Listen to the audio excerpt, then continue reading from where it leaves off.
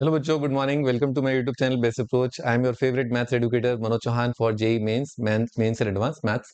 बच्चों स्टार्ट करते हैं 2014 का क्वेश्चन नंबर 20। जेड के दे रखा है cos 2k pi upon 10 plus iota sine 2k pi upon 10 k 1 से लेकर के 9 है। तो देखते ही समझ में आ रहा है कि ये तो डीएमटी से रूट लिखे हुए हैं, है ना। और थोड़ा सा अगर अपन गौर फरमाए तो फटाक से वो देख भी सकते हैं कि कौन सी इक्वेशन के रूट अपने को दे रखे हैं ना।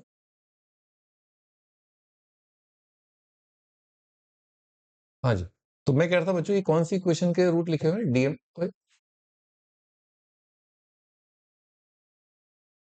हाँ जी, ये z की पावर 10 इज इक्वल टू 1 आपने देखा होगा, है ना। z की पावर 10, तो 1 को क्या लिखते थे अपन, सिस जीरो लिखते थे, फिर सिस जीरो को लिख लेते थे 2m पाई।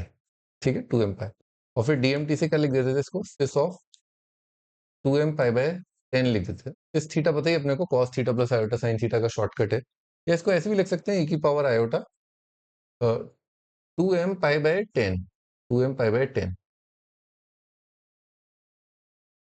ठीक है, 2m पाई बाय 10, e की power iota 2m pi by 10 ये है। All right, all right, all right, ठीक है, ठीक है। तो इसने बोला है बच्चों इसमें के 1 से n रखना है ना। तो आपको पता ही है यहाँ पर m इज इक्वल टू अपन जो रखते थे, अपन रखते थे m 0 1 2 से लेकर के 9 तक, है ना। इसे 10 अलग अलग रियल सॉरी 10 अलग अलग रूट आ जाते थे, ठीक है ना, क्योंकि z की पावर 10 इज इक्वल टू 1 के कितने रियल रूट हैं, 2 रियल रूट हैं और 8 इमेजिनरी रूट है ना। वो सब आपको यहाँ से मिल जाएंगे। वो आपको दिख ही रहा होगा m का वैल्यू 0 और 5 के लिए आ रहा है, 0 और 5 के लिए यहाँ पर 5 रखोगे ना, ठीक है ना, -1 एक रूट आ रहा है। खैर उसने जीरो मना कर दिया। जीरो का मना करने का मतलब ये हुआ कि बेसिकली वो बोल रहा है सिस जीरो। सिस जीरो कितना होगा, cos zero plus iota sine zero. cos zero plus iota sine zero यानी कि वो बोल रहा है z का वैल्यू 1 नहीं है। जो भी z के है वो 1 नहीं है, बाकी सारे कॉम्प्लेक्स नंबर है ना। तो वो कॉम्प्लेक्स नंबर आपको पता ही होगा कि अपन उनको कैसे लिख लेते थे, जीपी की फॉर्म में लिख लेते थे।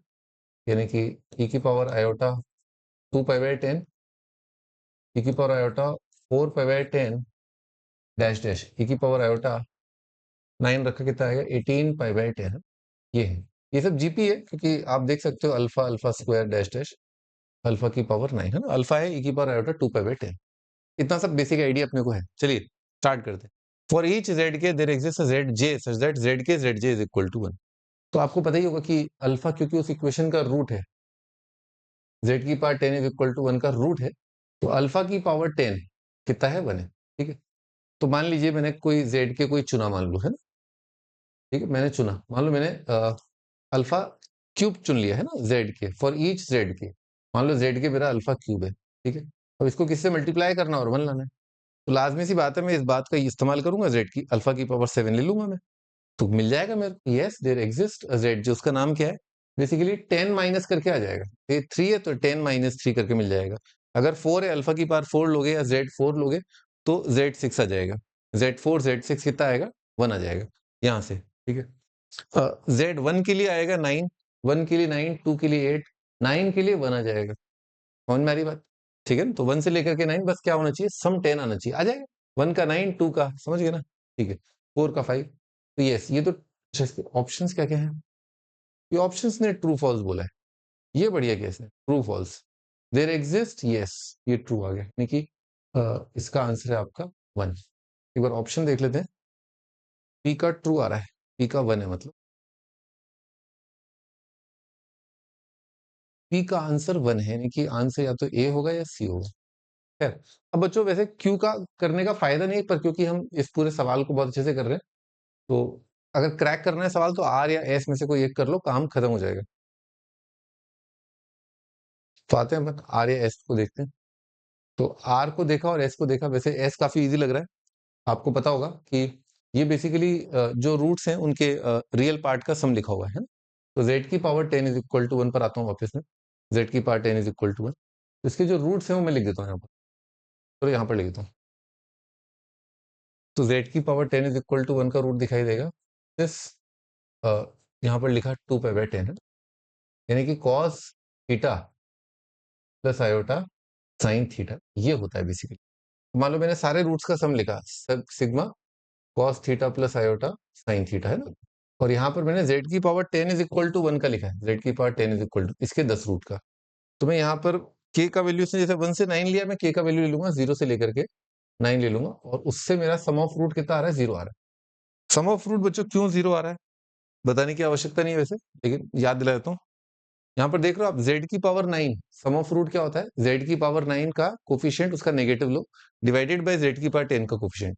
तो क्योंकि बीच में कोई कोफिशिएंट नहीं आ रहा है, तो sum of root taken 1 at a time, 2 at a time, 3 at a time सब जीरो है। केवल एक प्रोडक्ट ऑफ रूट जो है वो बनाएगा, 1 या माइनस, है ना, डिपेंडिंग की वो साइन क्या है ना। हाँ जी, तो अपन बात कर रहे थे इसकी, ये सारे रूट्स का सम है, सारे रूट्स का सम कितना आएगा, 0, इमेजिनरी पार्ट का भी 0 और रियल पार्ट का भी। तो मैं यहाँ पर बोल सकता हूँ k इज इक्वल टू 0 से लेकर के 9 cos थीटा, इनका सम कितना आएगा, 0। ठीक। तो बच्चों लेकिन हमने क्या किया, हमने सिग्मा लिया, तो इसमें ऐसा करता हूँ, मैं सिग्मा 1 से लेकर के 9 कर देता हूँ cos थीटा, और cos 0 की वैल्यू कितनी होती है, 1, वो मैंने अलग ले लिया। तो यानी कि इसका वैल्यू कितना होता है, -1।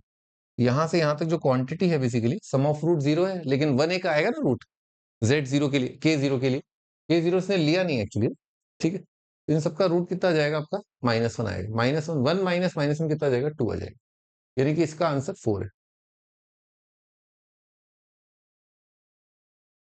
यानी कि s का आंसर है 4, s का आंसर 4 है।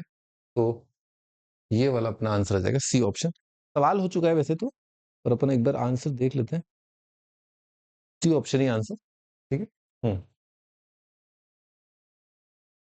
आइए आगे बढ़ते हैं। तो दिस ठीक है। तो जो आर पार्ट रहेगा, आर पार्ट खत्म कर दें। मुझे ये वाला पार्ट अपन को पता है, वो z की पावर 10 -1 है ना, उसके रूट्स हैं, इसको 0 कर दिया है ना, z की पावर 10 -1 है ना, इसके 10 रूट हैं बेसिकली। एक तो यही z1, z minus z1, z minus z2, और से लेकर के z माइनस z9, ठीक है। ये आपके 10 रूट हैं, पता ही है अपने को, 1 cis 0 cis 1, cis 0 cis m is equal to 1 के लिए, और cis m is equal to 9 के लिए, k is equal to 1, k is equal to 9 तक। अब अपन ने क्या किया, z माइनस 1 से डिवाइड कर दिया। अब बच्चों को मैंने पहले अच्छे से क्लास में समझे रखा है कि बेसिकली होता क्या है कि एक जीपी होती है 1 plus Z plus dash dash Z की पावर 9, और ये बराबर होता है जेड की पावर 10 -1 अपॉन जेड माइनस 1। आप भी एक बार दोबारा समझ लीजिए, ठीक है। Z minus Z 1 multiplied by Z minus z 2 से लेकर के dash dash Z minus Z 9। तो मैंने अच्छे समझा रखा है, जेड की पावर 10 -1 के पास क्या है, एक एडिशनल रूट होता है, जेड की पावर 10 -1 के पास एक एडिशनल रूट होता है, और ये जो जीपी यहाँ से लेकर के यहाँ तक, इसके पास होते हैं 9 रूट। इसकी शक्ल में लिखा है इसके 9 रूट है ना, क्योंकि ये क्या है, जेड की पावर 9 है, 9 डिग्री का पॉलिनोमियल है, इसके 9 रूट होते हैं। और अगर इसको 0 करें तो इसके कितने रूट होते हैं, 10। इसके पास एक एडिशनल रूट होता है, ठीक है। बस बाकी सारे रूट क्या होते हैं, सेम होते हैं, क्योंकि ये जीपी है, this is equal to this for all z except 1। 1 के लिए ये चीज और ये चीज बराबर नहीं है, बाकी सबके लिए बराबर है, ठीक है। आप अगर z -1 इधर उचका देंगे तो इक्वल हो जाएगा, हमेशा हमेशा के लिए इक्वल हो जाएगा ये बात, ठीक है ना। तो अपन ने डिवाइड यही किया कि z1 नहीं है, तो अगर इसके रूट अगर लिखे हुए हैं z की पावर 10 -1 के, अगर ये 10 रूट लिखे हुए हैं, तो इसके जो 9 रूट हैं वो ये ओवरलैपिंग है, रूट्स ओवरलैप कर रहे हैं, ठीक है। अब क्या किया अपन ने, अब ये वाला पार्ट निकालने के लिए आप देखें, ठीक है, क्योंकि ये आइडेंटिटी है, क्योंकि ये चीज और ये चीज तो हमेशा ट्रू है ना, z कुछ भी रख सकते हैं इसमें, दिस इज एन आइडेंटिटी, क्योंकि ये हमेशा इसके बराबर, इसके रूट अगर ये है, दो क्वाड्रेटिक बराबर, इस क्वाड्रेटिक और उस क्वाड्रेटिक के रूट सेम, इस क्यूबिक उस क्यूबिक के रूट सेम, इस 4 डिग्री पॉलीनोमियल और उस 4 डिग्री पॉलीनोमियल के रूट सेम, तो हमेशा सेम है ये। तो मैं क्या कह रहा था, ये चीज और ये चीज हमेशा सेम है, आप इसमें z की जगह कुछ भी रख सकते हो। तो क्या रखा अपन ने z की जगह, पहले अपन ने मॉड ले लिया, ठीक है, पहले अपन ने क्या किया, मॉड ले लिया, टेक मॉड बोथ साइड, दो कॉम्प्लेक्स नंबर बराबर तो डेफिनेटली उनका मैग्नीट्यूड बराबर, दो कॉम्प्लेक्स नंबर बराबर उनका मैग्नीट्यूड बराबर, और अब पुट कर दिया z को 1, है ना। तो mod of A B C D कितना होता है, mod of A B C D कितना होता है, mod of A into mod of A mod of B z minus z 2, mod A mod B mod C. इधर कितना आ जाएगा, Z को 1 रख करके मॉड, ये जाएगा आपका 10 आ जाएगा। तो जो वैल्यू आ रही है कितनी आ रही है, 10, 10/10 कितना आ जाएगा, 1। आर का वैल्यू कितना आ जाएगा, 3। सवाल तो अपन पहले ही कर चुके हैं, आंसर ये है।